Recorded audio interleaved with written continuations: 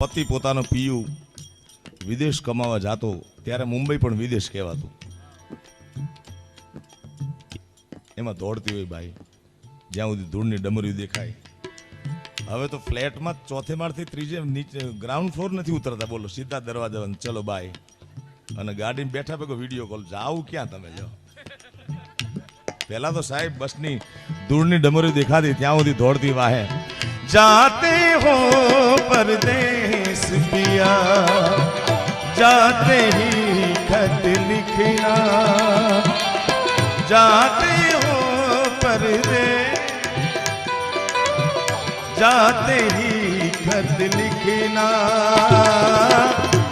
देखो तुम भी खत मेरा देखो तुम भी खत मेरा पाते ही खत लिखना